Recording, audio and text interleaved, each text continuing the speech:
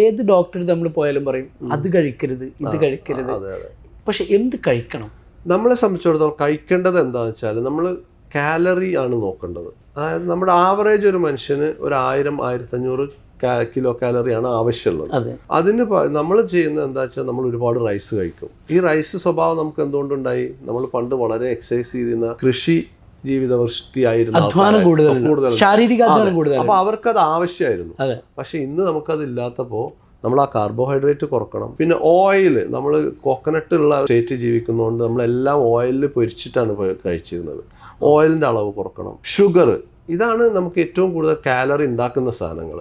അതായത് പഞ്ചസാരയോ അല്ലെങ്കിൽ ഏത് തരത്തിലുള്ള മധുരം, ഓയിൽ, കാർബോഹൈഡ്രേറ്റ്, ഇതാണ് നമ്മൾ കുറക്കേണ്ടത്.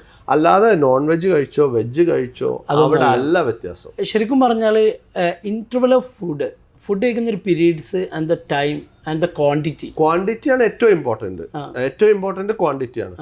ഇന്റർവെൽ ഇപ്പോൾ നിങ്ങളിപ്പോൾ ഒരു ഇടയിൽ കുറച്ച് കഴിച്ചു എന്ന് വിചാരിച്ച് ഓവറോൾ ഒരു 24 hour നിങ്ങളുടെ കാലറി ഇൻടേക്കിനെ കാൽക്കുലേറ്റ് ചെയ്തിട്ട് അതിപ്പോൾ ഡിവൈഡ് ചെയ്ത് കഴിച്ചാലും ഒരുമിച്ച് കഴിച്ചാലും വലിയ പ്രശ്നമല്ല. ഓഫ് കോഴ്സ് മേ ബി കുറച്ച് ഡൈജഷൻ പ്രോബ്ലംസ് വരാം. എപ്പോഴും കഴിച്ചാൽ നമ്മുടെ ഡൈജഷൻ വ്യവസ്ഥക്ക് ബുദ്ധിമുട്ടുണ്ടാക്കാം എന്നല്ലാതെ ഓവറോൾ എഫക്റ്റ് എത്ര കാലറി നമ്മൾ എടുക്കുന്നു, അതിൽ നിന്ന് എത്ര കാലറി നമ്മൾ ചെലവാക്കുന്നു, അതാണ് നമ്മൾ എക്സസൈസ് എന്നും മറ്റൊന്നും പറയുന്നത്.